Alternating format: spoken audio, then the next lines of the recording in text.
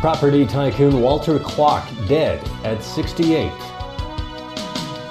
Government criticized over decision to move training school for disabled students.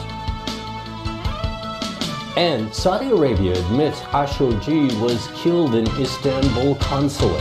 Claims the journalist died in a fistfight.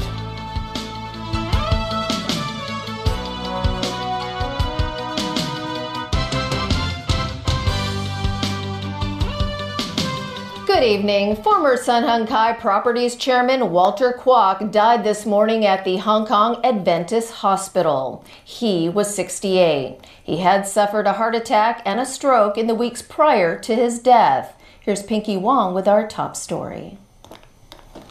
One of Hong Kong's best-known property developers, Walter Kwok, passed away today at the age of 68. He had been in hospital since the end of August after suffering a heart attack. Walter Kwok was the eldest son of Kwok Sil Heng and Kwok Ta Sing, owners of the city's largest property developer. He, along with his two brothers, Thomas and Raymond Kwok, took control of his father's empire in 1990 when their father died. His influence on the city's property development was significant. I think the property market in Hong Kong has recently gone through a consolidation stage. And the market seems to have picked up in more activities in the last month or so. But Walter Kwok's life was not without drama. In 1997, he was kidnapped by a notorious criminal and was set free after his family paid a large ransom. Forbes listed Walter Kwok as one of Hong Kong's richest people in 2018. However, he was ousted from the family business in 2010. Since then, he had fought to regain control and his stake in the family trust. The dispute eventually ended in 2015 when Sun Hung Kai announced that Walter Kwok had reached an agreement with his family over the settlement. Pinky Wong, TVB News.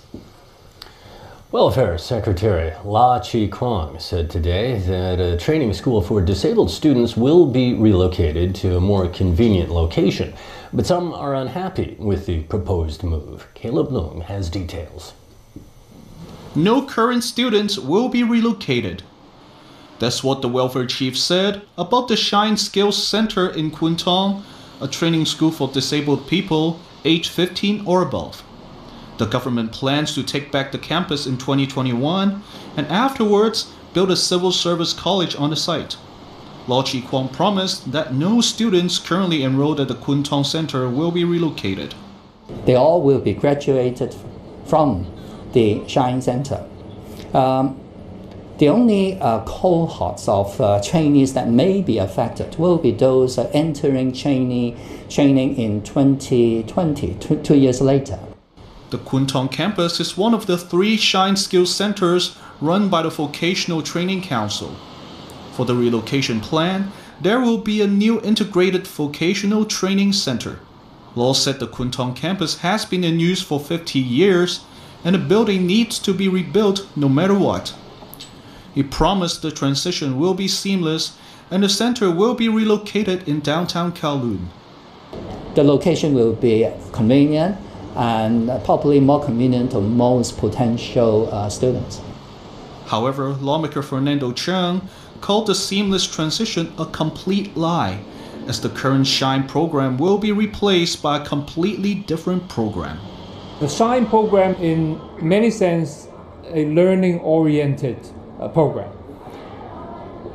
Employment services offered by welfare agencies, non-governmental organizations, are services that are oriented in vocational training.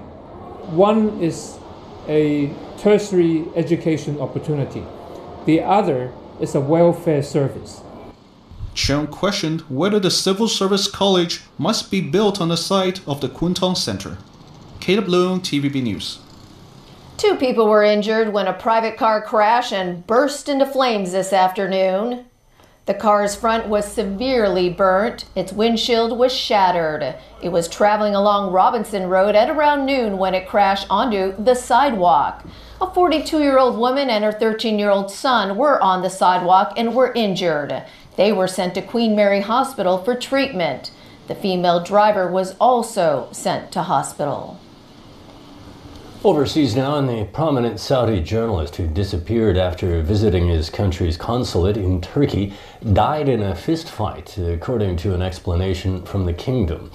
Authorities say 18 Saudi suspects are in custody and intelligence officials have been fired. Alan Booknew reports.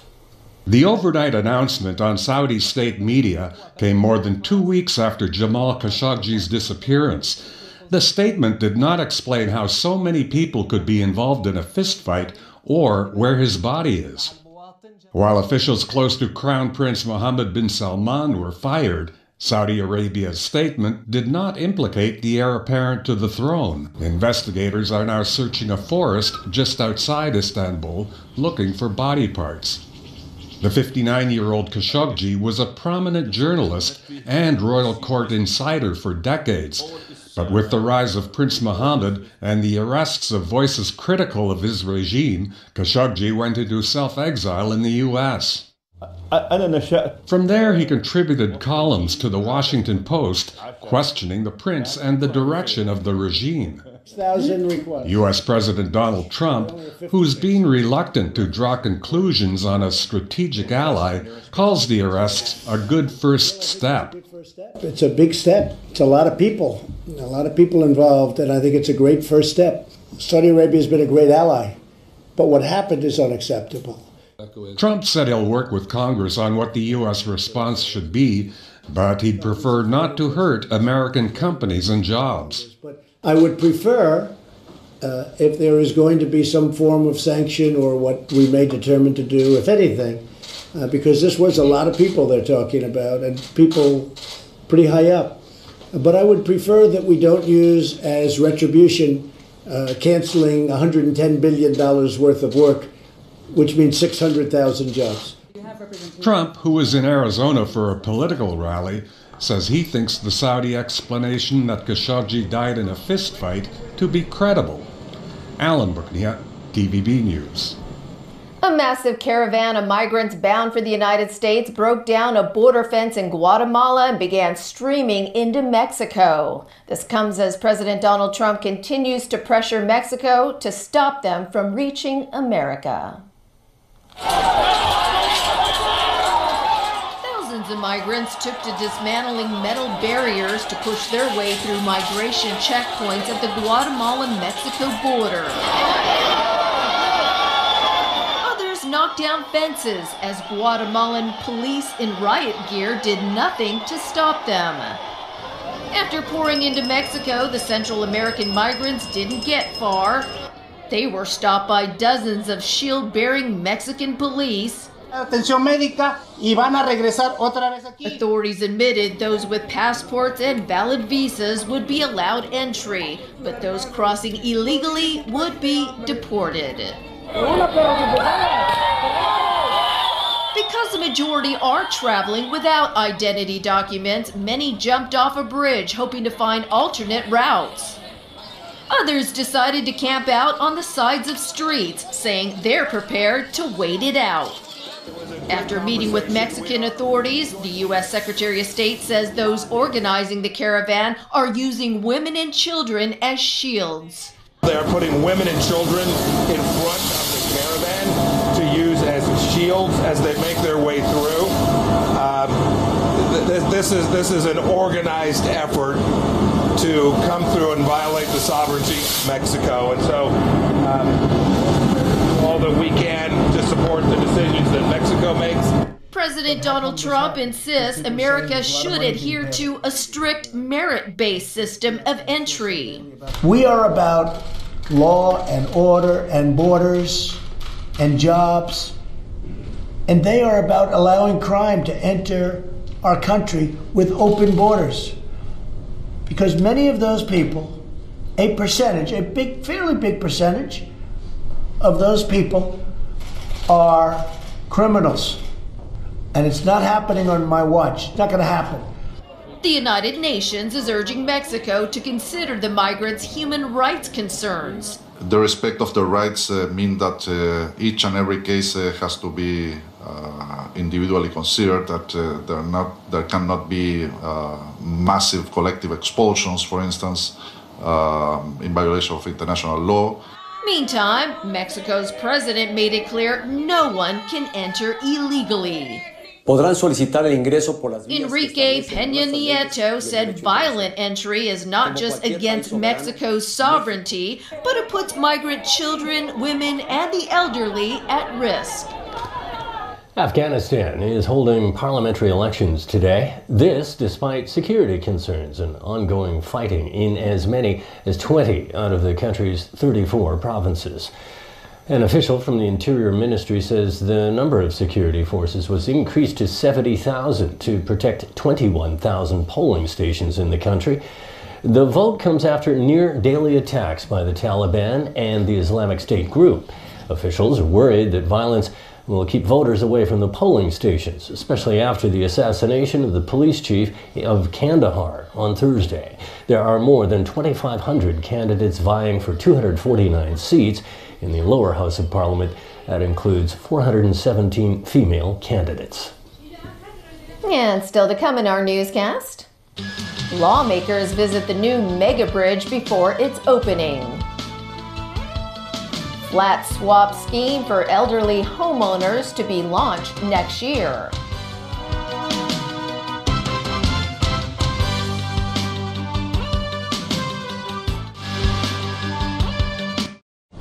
Welcome to our lounge. Enjoy your stay. Thanks very much.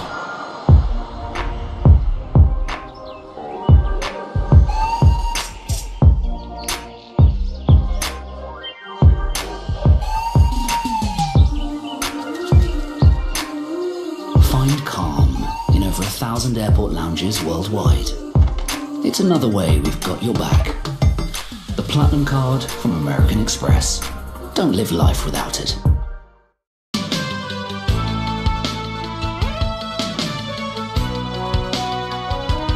Welcome back to TVB News. Ahead of the official opening next week, dozens of lawmakers have visited the Hong Kong-Macau-Zhuhai Bridge today and its surrounding facilities. Haley Joe has the story. The bridge is set to open on Wednesday, but is it really ready yet? Dozens of lawmakers boarded the bus at 9 o'clock this morning to figure that out. After a 2-hour trip, lawmakers said they gained more knowledge about the bridge and were impressed. The clearance procedure in the Hong Kong port was easy to follow. Signage is quite clear. The technology is it's more modern than those which are now we are using in the at the airport. But there were areas that need improvement. I think members are quite concerned about the traffic arrangement, especially the Tung Chung area, make traffic jam to the Tung Chung area and also the airport. It is a quite big problem. Michael Tian pointed out there wasn't enough parking space and suggested building a 5-story car park that can accommodate 3,000 vehicles. Lawmakers also questioned how it would benefit Hong Kong citizens. Earlier this week, pro-democracy lawmaker Kwok Ka-ki accused officials of secrecy, saying Hong Kong people paid a lot for the construction, yet have no control and are left in the dark. While the official opening ceremony is scheduled for Tuesday, the pro-democracy camp said they were not invited. But the opening of the mega bridge appears to be a boon for the tourism industry. The head of a travel agency said the 100-people quota for a package tour to Zhuhai on the first day of the opening is already full. Travelers can also cross the bridge using cross-border buses. However, on the first day of the bridge's opening, one bus operator said it could only provide 70% of its services. With limited time to prepare for the opening, the operator is still trying to apply for cross-boundary vehicle licenses. Haley Joe, TVB News. The Housing Society will roll out a new scheme for elderly homeowners by the middle of next year. It will allow them to swap their flats for smaller ones without paying a premium. Our Christy Lung with details. Would you be willing to downsize your flat and save more? The Flats for Flats pilot scheme for elderly owners was announced by Chief Executive Carrie Lam in her policy address. The Housing Society believes 1,500 of its subsidized flat owners will be eligible for the scheme. It targets homeowners who are 60 or above and have owned their flats for at least 10 years. Under the scheme, they can sell their original homes and buy a smaller one in the secondary market without paying a premium.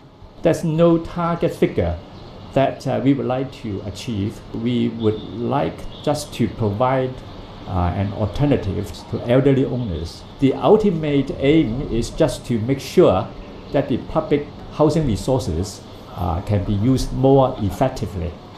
Chan added the plan will help the elderly saving for a rainy day and will also speed up the circulation of subsidized flats in the market.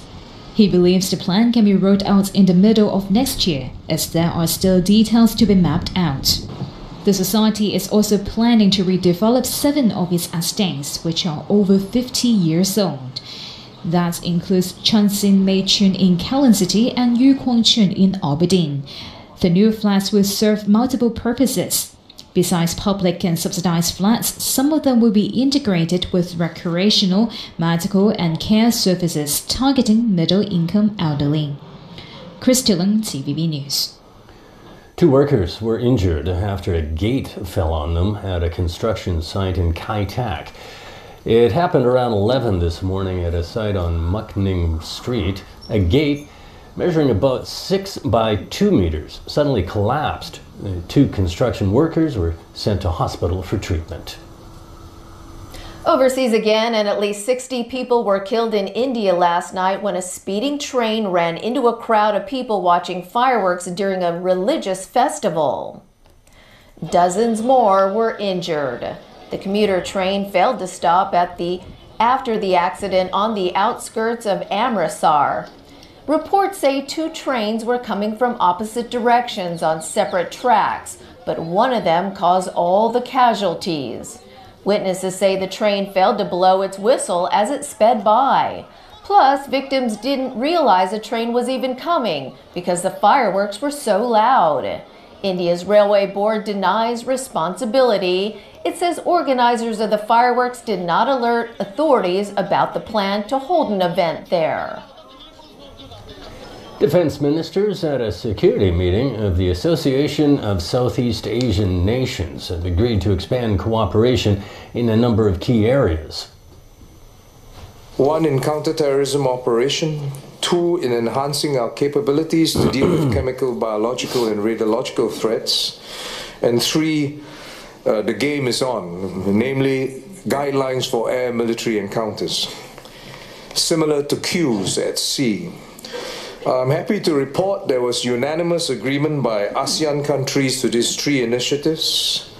The Game Air Code is aimed to lower miscalculations and reduce tension during unplanned encounters. It builds on an existing code adopted last year to manage sea encounters. The ASEAN defense ministers were joined by the +8 that include the US and China. Defense Minister Wei Fenghe said China and ASEAN are a force for maintaining peace and boosting development in the region. U.S. Defense Secretary Jim Mattis said he remains keen for a constructive relationship with China, but he expressed concern about Beijing's military activities in the disputed South China Sea. A Russian woman has been charged with trying to influence the midterm elections in America. This comes as U.S. authorities say they have evidence to prove China and Iran are also meddling.